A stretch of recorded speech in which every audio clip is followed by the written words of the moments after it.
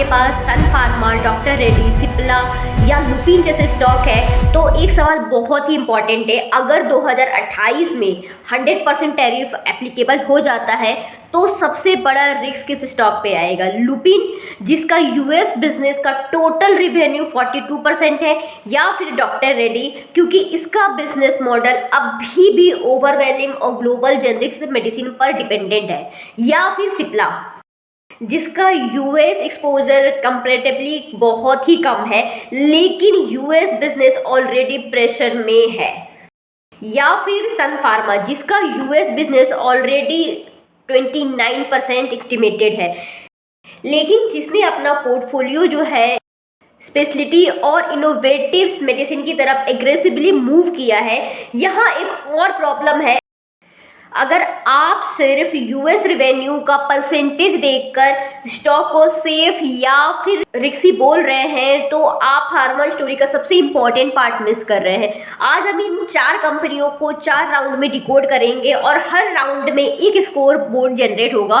और एंड में देखेंगे कि टैरिफ स्टॉर्म के लिए कौन सबसे ज़्यादा प्रिपेयर्ड स्टॉक्स है। तो चलिए स्टार्ट करते हैं। हाय, दिस इज पिंकी जायसवाल और यहाँ हम फाइनेंस को सिंपल बनाते हैं। तो सबसे पहले हम एक मिथ क्लियर कर देते हैं कि आप सबको ये लगता है कि 100% टैरिफ का मतलब ये नहीं है कि कंपनीज का प्रॉफिट जो है 100% गिर जाएगा। करंट अनाउंसमेंट के अकॉर्डिंग क्या है कि जो इम्पोर्टेड जेनरिक्स मेडिसिन है वो अगस्त 1 2026 से 2 साल तक नील है, मतलब 0% है, लेकिन उसके बाद अगस्त 2028 से 100% एंड अगस्त 2029 से 200% का टैरिफ लगने वाला है। मतलब ये कि इमीडिएट अर्निंग्स को और फ्यूचर की रिस्क को अलग करके हमें समझना पड़ेगा। इसलिए अनाउंसमेंट के बाद स्टॉक में रिएक्शन बहुत इंपॉर्टेंट है। इवन दो टैरिफ जो है अभी नहीं लगने वाला है, ये फ्यूचर प्रेडिक्शन है, लेकिन मार्केट हमेशा फ्यूचर को प्राइस करता है। दूसरा मिथ ये है कि लोग ये सोचते हैं कि 100% टैरिफ मतलब 100% लॉस, लेकिन ये बिल्कुल भी ऐसा नहीं होता है। असली सवाल ये है कि टैरिफ का बिल कौन पे करेगा? यूएस का कस्टमर, डिस्ट्रीब्यूटर या इंडियन फार्मा कंपनी, या फिर सब मिलकर थोड़ा थोड़ा करेंगे? और यही सबसे ज़्यादा असली गेम यहीं पे शुरू होता है, क्योंकि इस पर डिपेंड करता है कि कौन सी कंपनी जो है प्रिपेयर्ड है और कौन सी अनप्रिपेयर्ड है। राउंड 1 सिंपल है। यहाँ पर हम ये देखेंगे कि कितना बिजनेस यूएस से जनरेट होता है। अगर हम लुपिन की बात करें तो फाइनेंशियल ईयर 26 में इसका सेल्स जो था 1.31 बिलियन डॉलर का था, जो कि टोटल रेवेन्यू का 42% है, और यूएस का जो रेवेन्यू है उसका 46% ग्रो हुआ है। सो एक्सपोजर हाई है तो हाई रिस्क भी है। अब हम बात करते हैं डॉक्टर रेड्डी की, जो कि नॉर्थ अमेरिका में फाइनेंशियल ईयर 26 में जो इसकी रेवेन्यू है ऑलमोस्ट 38% का टोटल रेवेन्यू था, और ग्लोबली अगर इसकी बात करें तो ग्लोबल जेनरिक सेगमेंट्स में ये अकेला 89% का टोटल रेवेन्यू था। मतलब अमेरिका प्लस जेनरिक्स दोनों ही बहुत इंपॉर्टेंट है, हाई रिस्क है। सन फार्मा की अगर हम बात करें तो यूएस फॉर्मुलेशन में फाइनेंशियल ईयर 26 में रफली ये 28% का कंसोलिडेटेड सेल्स थी। इसका मतलब ये है कि इसका जो सेल्स है वो मॉडरेट है। सिप्ला की अगर बात करें तो नॉर्थ अमेरिका में फाइनेंशियल ईयर 26 में इसका रेवेन्यू 780 बिलियन डॉलर का था। नॉर्थ अमेरिका में फाइनेंशियल ईयर 26 में इसका रेवेन्यू 780 मिलियन डॉलर का था, जो कि टोटल रिवेन्यू का 28,163 करोड़ हुआ। एक्सपोजर कंपैरेटिवली लो है इन तीनों से, लेकिन रिस्क भी है। इस चारों को अगर स्कोर बोर्ड दें तो स्कोर के हिसाब से लुपिन जो है वो हाईएस्ट एक्सपोजर है, डॉक्टर रेड्डी, सन फार्मा और सिप्ला जो है सबसे लोएस्ट एक्सपोजर में। अगर आप यहीं पे वीडियो बंद कर देते हैं तो ऑब्वियसली यहाँ पे विनर सिप्ला हुआ, लेकिन जो नेक्स्ट राउंड होगा वो इसमें रैंकिंग हो सकता है पलट जाए। तो बिना लास्ट तक देखे आप डिसाइड मत कीजिए कि कौन विनर है और कौन लूजर। अब हम बात कर रहे हैं सेकेंड राउंड में मार्जिन्स की। तो एक क्वेश्चन यहाँ पे ये है कि अगर कंपनी कॉस्ट सडनली इंक्रीज हो जाए तो कौन सबसे ज़्यादा सर्वाइव कर सकता है, जिसके पास मार्जिन सबसे ज़्यादा हो। और यहाँ पे ये नंबर्स काफ़ी इंटरेस्टिंग है क्योंकि अब हम बात कर रहे हैं कि किसके पास सबसे ज़्यादा मार्जिन है। तो लुपिन की अगर मैं बात करूँ तो फाइनेंशियल ईयर 26 में इसका जो इबिटा था 33.6% था, जो कि फाइनेंशियल ईयर 2025 में 24% के आसपास था। मतलब जो मार्जिन है वो इंक्रीज हुआ है। और डॉक्टर रेड्डी की अगर हम बात करें तो डॉक्टर रेड्डी का फाइनेंशियल ईयर 26 में जो इसका इबिटा था 22% के आसपास था। मतलब 28% था 2025 में, उससे जो इसका मार्जिन है वो थोड़ा सा डाउन हुआ है। फाइनेंशियल ईयर 26 में कुछ ऑन ऑफ एक्सेप्शनल फैक्टर्स जो था जिसकी वजह से इम्पैक्ट आया, इसलिए सिर्फ हेडलाइंस मार्जिन्स को देखकर भी जज नहीं किया जा सकता। अब हम बात करते हैं सिप्ला की। तो सिप्ला फाइनेंशियल ईयर 26 में इसका इबिटा जो था 21% का था। वही जो कंपनी है, कंपनी के मैनेजमेंट ने फाइनेंशियल ईयर 27 के लिए मैनेजमेंट के लिए 18.5 से 20% का गाइड जो है डिक्लेयर किया है। यानी टैरिफ से पहले ही मार्जिन जो है क्वेश्चन बहुत ही ज़्यादा टाइट है।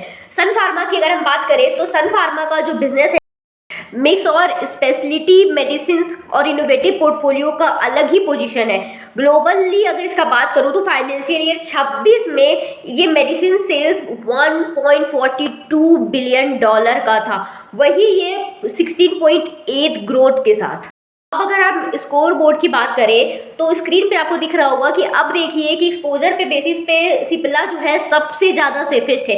मार्जिन के बेसिस पे अगर देखें तो लुपिन जो है सबसे ज़्यादा स्ट्रॉन्गेस्ट कंपनीज के बन गई है। लेकिन अभी भी एक मैसिव क्वेश्चन बाकी है जो कि अनआंसर है, ये कंपनी एग्जैक्टली क्या बेच रही है। अब आप ये सोचेंगे कि ये मेडिसिन की कंपनी है तो मेडिसिन ही बेच रही होगी, लेकिन हर मेडिसिन पे अलग अलग टैरिफ अनाउंस हुआ है, तो ये भी हमें समझना पड़ेगा कि इसका इम्पैक्ट सबसे ज़्यादा किस कंपनी पे पड़ने वाला है। बात करते हैं जेनरिक वर्सेस स्पेशलिटी पे। तो यहाँ एक सबसे ज़्यादा इंपॉर्टेंट क्वेश्चन ये है और मिथ भी है कि फार्मा है तो टैरिफ सब पर सेम एप्लीकेबल होगा, लेकिन ऐसा नहीं है। टैरिफ जो है रिस्क प्रोडक्ट और मिक्स पर डिपेंड करेगा। Simple generic tablets, drugs specialist, innovative medicine, इन सब की इकोनॉमिक्स सेम नहीं होती है। ये डिफरेंस समझना बहुत ही ज़्यादा इंपॉर्टेंट है। हम बात करते हैं सन फार्मा की। तो सन का जो स्ट्रैटेजिक एडवांटेज है यहाँ पे दिखता है क्योंकि कंपनी का जो यूएस बिजनेस मॉडल है वहाँ सिर्फ ट्रेडिशनल मेडिसिन जो है, जो सिर्फ ट्रेडिशनल जेनरिक्स मेडिसिन पर डिपेंडेंट नहीं है, फाइनेंशियल ईयर 26 में ये इनोवेटिव मेडिसिन सेल्स का 1.42 बिलियन डॉलर का हुआ है, जो कि 16% से ऊपर की ग्रोथ है। यूएस जेनरिक मेडिसिन में डिक्लाइन को इनोवेटिव जो सेल्स मेडिसिन है उससे ग्रोथ को ऑफसेट किया है। मतलब कि अगर कल जेनरिक्स मेडिसिन पर टैरिफ के प्रेशर आए तो सन फार्मा जो है पोर्टफोलियो का एक डिफरेंट स्ट्रक्चर जो है रेडी कर चुका है। करते हैं लुपिन की। तो लुपिन का जो यूएस बिजनेस है फाइनेंशियल ईयर 26 में ये 40% का ग्रो हुआ था। कंपनी ने कॉम्प्लेक्स जेनरिक्स, रेस्पिरेटरी प्रोडक्ट्स और डिफरेंशिएटेड लॉन्चेस को ग्रो करने के लिए ड्राइव बताया। यानी कि generics heavy is not equal to simple generics only. तो ये जो इंपॉर्टेंट डिफरेंस है इसको समझना पड़ेगा। सिप्ला जो है, अगर हम सिप्ला की बात करें तो सिप्ला भी जेनरिक मेडिसिन पर डिफरेंशिएट प्रोडक्ट्स और न्यू लॉन्चेस से यूएस को रिकवरी बिल्ड कर रहा है। लेकिन फाइनेंशियल ईयर 26 में बात करें तो नॉर्थ अमेरिका में ये 780 मिलियन रहा। सो यहाँ पे फ्यूचर जो है, फ्यूचर को किस तरह से एग्जीक्यूट करेंगे ये देखना बहुत ही ज़्यादा इंपॉर्टेंट है। अगर डॉक्टर रेड्डी की बात करें तो यहाँ सबसे इंपॉर्टेंट स्टैटिस्टिक्स ये है कि global generics equal to approximate 89% of total revenue. मतलब ये नहीं है कि डॉक्टर रेड्डी जो है ऑटोमेटिक टैरिफ का बिगेस्ट लूजर है, लेकिन जेनरिक्स एक्सपोजर और नॉर्थ अमेरिका डिपेंडेंस को क्लोजली ट्रैक करना बहुत ज़्यादा जरूरी है। तो इसका जो स्कोर बोर्ड होता है कुछ इस तरह से होता है। अब तक आपने देखा कि लुपिन वर्सेस सन फार्मा जो है ऑलमोस्ट नेक टू नेक है, लेकिन नेक्स्ट राउंड वो बहुत ही डेंजरस है क्योंकि हम अब फ्यूचर की बात नहीं करेंगे, हम देखेंगे कि बिजनेस अभी क्या कर रही है। अगर हम बात करें कि टैरिफ जो है दो फ्यूचर में आने वाला है, तो आज के टाइम पे इन्वेस्टर को क्या देखना चाहिए? तो लुपिन का अगर हम बात करें तो करंट मोमेंटम में, तो लुपिन जो है यूएस सेल जो फाइनेंशियल ईयर 26 का है, वो उसको अगर बात करें तो 1.31 बिलियन डॉलर का है। मतलब ग्रोथ जो है 40% है, ये बहुत ही ज़्यादा पावरफुल है। सन फार्मा की बात करें तो यूएस फॉर्मुलेशन में ये फाइनेंशियल 26 में रफली 1.9 बिलियन डॉलर का था। सो Q4 में यूएस फॉर्मुलेशन डिक्लाइन हुआ था 1.1% से विद इनोवेटिव मेडिसिन ग्रोथ। तो ऑफसेट जेनरिक्स वीकनेस है यहाँ पे, सो स्टेबल है बट मिक्स शिफ्ट हो सकता है। अगर हम बात करें सिप्ला की तो नॉर्थ अमेरिका में 780 मिलियन डॉलर का है, लेकिन management is targeting $1 billion US run rate with financial year 27 margin guidance is 18.5 to 20%. It's not a bad business but a recovery story. अगर डॉक्टर रेड्डी की बात करें तो नॉर्थ अमेरिका फाइनेंशियल ईयर 26 में revenue decline while companies also saw the lower price for certain products including some medicine in US. So current momentum needs more scrutiny. आप यहाँ का live score board देख रहे होंगे जो अभी तक हमने डिस्कस किया। तो अब अगर स्कोर बोर्ड आप ध्यान से देखिएगा तो और इंटरेस्टिंग लगेगा। एक चीज़ बहुत ही ज़्यादा क्लियर होगा कौन लूज़र है और कौन विनर। ये समझना बहुत ही मुश्किल है क्योंकि फार्मा में एक मैट्रिक का आंसर दूसरे मैट्रिक को कम्प्लीटली चेंज कर देता है। लेकिन अब वो पॉइंट है जिसे हमें समझना चाहिए, जो मुझे लगता है कि रिटेल इन्वेस्टर हमेशा इसे मिस कर देते हैं। US revenue is not equal to US traffic exposure. ये लाइन लिख लीजिए क्योंकि यूएस रेवेन्यू और ट्रैफिक एक्सपोजर सेम चीज़ नहीं होती है। अगर कंपनी का प्रोडक्ट अमेरिका में मैन्युफैक्चर होता है तो इम्पोर्टेड फिनिश ड्रग्स पर टैरिफ उस प्रोडक्ट पर डायरेक्टली इम्पैक्ट नहीं हो सकता same way as imported products. और फिनिश जो मेडिसिन है उस पर इंडिया में अगर बनी है तो यूएस में इसमें इंपोर्ट हुई है, तो टैरिफ एक्सपोजर का क्वेश्चन मच मोर बिगर हो सकता है। और एक लेयर है कि एपीआई कहाँ से आया है, फिनिश डोजेस जो है कहाँ मैन्युफैक्चर हुआ था, कंपनी का यूएस प्लान्स कितने हैं और सप्लाई चेन कितनी ज़्यादा फ्लेक्सिबल है। ये इंफॉर्मेटिव जो है यूएस रेवेन्यू का परसेंटेज में दिख ही नहीं रहा है। इसीलिए ये हमारी वीडियो का पूरा टेक अवे है, इम्पॉर्टेंट टेक अवे है। एक मिथ और हम बच करते हैं कि 100% टैरिफ मतलब कंपनी का जो प्रॉफिट है 100% गिर जाएगा। नहीं, क्योंकि टैरिफ कस्टम जो है इंपोर्ट कॉस्ट को इफेक्ट करता है, लेकिन फाइनल बर्डन किस पर जाएगा ये प्राइसिंग पावर्स, कॉन्ट्रैक्ट, डिस्ट्रीब्यूटर्स और कम्पिटिटिव डायनामिक पर डिपेंड करेगा। और मिथ है कि Cipla has lowest US exposure so it's safest. तो ऐसा नहीं है, इट्स नॉट नेसेसरी। सिप्ला का नॉर्थ अमेरिका एक्सपोजर जो है कंपैरेटिवली लो है, लेकिन अगर हम बात करें फाइनेंशियल ईयर 26 में तो इसका इब्टा मार्जिन 21% थी और फाइनेंशियल ईयर 27 में इसका जो गाइडेंस है 18.5 to 20% है। So low exposure plus weak margin can still create a different kind of story. Lupin has 42% US exposure, so it must be most dangerous. But again, it's not necessary. Lupin का US business grow जो है 40% से हुआ है financial year 26 में, जबकि जो इसका इब्टा कॉन्सोलिडेटेड अगर बात करें तो 33% का है। High exposure but also strong current education. Pharma मतलब डिफेंसिव मतलब लो रिस्क, ऐसा नहीं है। डिमांड डिफेंसिव हो सकता है, स्टॉक नहीं। इस पे एफडीए इशूज, पेटेंट्स का expiry, price erosion, product concentrations, regulatory tariff और करेंसी, ये सब मिलाकर फार्मा स्टॉक को डिफेंसिव बोलकर रिस्क फ्री समझना डेंजरस है। इंपॉर्टेंट क्वेश्चन ये होता है कि अगर 100% टैरिफ एप्लीकेबल होता है तो who page the tariff amount. तो एक सिंपल एग्जांपल से हम समझते हैं कि मान लीजिए कोई इंपोर्टेड मेडिसिन का कॉस्ट 100 रुपये है। अगर 100% टैरिफ एप्लीकेबल होता है तो टैरिफ कंपोनेंट इसमें 100 रुपीज़ का हो गया। तो मतलब इंपोर्टर के लिए ये लैंडेड कॉस्ट स्ट्रक्चरली जो है ड्रामेटिकली चेंज हो सकता है, लेकिन ये ऑटोमेटिकली नहीं बोलता कि ये फार्मा कंपनी का प्रॉफिट जो है 100% गिरेगा, क्योंकि कंपनी का प्राइस जो है इंक्रीज कर सकता है, डिस्ट्रीब्यूटर अब्जॉर्ब भी कर सकता है, या फिर सप्लाई चेंज ही चेंज हो सकता है। यूएस में प्लांट सेटअप हो सकते हैं, प्रोडक्ट जो है मिक्स एंड मैच हो सकते हैं, और भी बहुत सारी चीज़ें हैं जो कि प्रोडक्ट्स का जो इकोनॉमिकली वाइबल जो है वो रहे ही ना।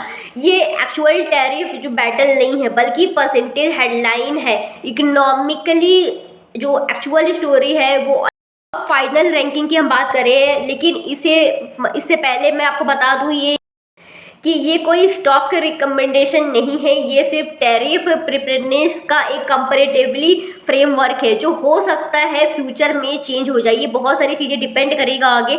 अगर हम बात करें डॉक्टर रेड्डी की, तो ये हाई जेनरिक डिपेंडेंस है, नॉर्थ अमेरिका में इंपॉर्टेंट है। फाइनेंशियल ईयर 26 में मार्जिन कंप्रेस था और यूएस मार्जिन पर प्रेशर भी विजिबल दिख रहा है, लेकिन इस स्टॉक को टैरिफ प्रिपेयरनेस की लेंस से अगर देखें तो हाईएस्ट मॉनिटरिंग रिक्वायरमेंट है। अगर सिप्ला की हम बात करें तो यूएस एक्सपोजर कंपैरेटिवली लोअर है, स्ट्रॉन्ग नेट कैश पोजीशन पे भी है, लेकिन नॉर्थ अमेरिका पर रिकवरी और मार्जिन का ट्रेजेडी भी बहुत ही ज़्यादा इंपॉर्टेंट है। फाइनेंशियल ईयर 27 में गाइडेंस इटसेल्फ जो है 18.5 से 20% का जो इबिटा मार्जिन है उस रेंज में है। सो पोटेंशियली रिकवरी स्टोरी है, बट इम्पॉर्टेंट होगा कि किस तरह से इसे एजुकेट किया जाएगा। लुपिन की बात करें तो ये एक सरप्राइज है क्योंकि यूएस का एक्सपोजर बहुत ही बड़ा है, बट फाइनेंशियल ईयर 26 में ये इसका यूएस का ग्रोथ 40% है, जो कि इबिटा अगर कॉन्सोलिडेटेड मार्जिन पे बात करें तो 33% का रहा है। कॉम्प्लेक्स और डिफ्रेंशिएटेड प्रोडक्ट्स का भी कंट्रीब्यूशन रहा है, तो नेट कैश पॉजिटिव भी रिपोर्टेड है। हाई एक्सपोजर्स के बावजूद भी हम बात करेंगे कि ये प्रिपेयर्डनेस सरप्राइजिंगली स्ट्रॉन्ग है। बात करें सन फार्मा में, तो मेरी तरफ से इसका जो टैरिफ प्रिपेयर्डनेस मार्किंग है सन फार्मा, क्योंकि not because of US exposure is lowest, not because of tariff का इम्पैक्ट जीरो होगा, but because US exposure moderate है। Innovatives medicine product strong growth दिख रहा है। इंडिया का बिजनेस जो है डाइवर्सिफाइड है और कंपनी का जो पोर्टफोलियो की अगर मैं बात करूँ तो जेनरिक मेडिसिन से स्पेशलिटी और इनोवेटिव्स प्रोडक्ट्स में बहुत ही ज़्यादा इन्वॉल्व हो रहा है। इंपॉर्टेंट ये है, नंबर 1 का मतलब ये नहीं होता है कि ये टैरिफ प्रूफ नहीं है, बस ये है कि ये रिलेटिवली प्रिपेयर्डनेस स्ट्रॉन्गेस्ट लगती है बेस्ड ऑन दीज मैट्रिक्स। ये शायद वीडियो का लास्ट लेसन है कि आपको ये फार्मा स्टॉक को एनालाइज करते वक्त ये चीज़ बहुत ज़रूरी है कि इसे देखें यूएस का कितना रेवेन्यू आ रहा है। आपको ये जानना चाहिए कि यूएस रेवेन्यू से किस प्रोडक्ट से आ रहा है और वो प्रोडक्ट जो है कहाँ पे मैन्युफैक्चर हो रहा है, उसका यूएस मार्जिन कितना है, उसका जो प्राइसिंग मार्जिन कितनी है, और सबसे इम्पॉर्टेंट अगर रूल बदल जाता है तो क्या कंपनी इसे अडॉप्ट कर पाएगी। ये क्वेश्चन आपको हेडलाइन से फंडामेंटल तक ले जाते हैं और 2028 तक बहुत कुछ चेंज हो सकता है। टैरिफ नेगोशिएट हो सकते हैं, रूल्स चेंज हो सकते हैं, कंपनी जो है यूएस मैन्युफैक्चरिंग स्पेंड कर सकता है, सप्लाई चेंज भी शिफ्ट हो सकती है। 2028 का विनर जो आज है जरूरी नहीं वो उस समय हो, क्योंकि इससे एक फ्रेमवर्क समझिए, क्योंकि जब नेक्स्ट क्वार्टरली रिजल्ट आएगा तो आपको रिवेन्यू नहीं देखना है, आपको ये देखना है कि US growth, margin, product mix, manufacturing footprint और मैनेजमेंट की प्रिपरेशन। अब आपकी बारी, अगर आपको इन चारों में से कोई एक स्टॉक को चूज करना हो तो आप किसे चूज करना चाहोगे, सन फार्मा, लुपिन, सिप्ला या फिर डॉक्टर रेड्डी? कमेंट करके आप मुझे जरूर बताइए। और एक इंटरेस्टिंग बात, क्या आपका आंसर वीडियो के स्टार्ट में भी यही था जो अभी है? अगर चेंज हुआ है तो कमेंट करिए चेंज, और अगर आपको ऐसे वीडियोस पसंद आते हैं तो लाइक करें और पहली बार चैनल विजिट की तो सब्सक्राइब करना बिल्कुल भी ना भूलें। हम मिलते हैं नेक्स्ट वीडियो में।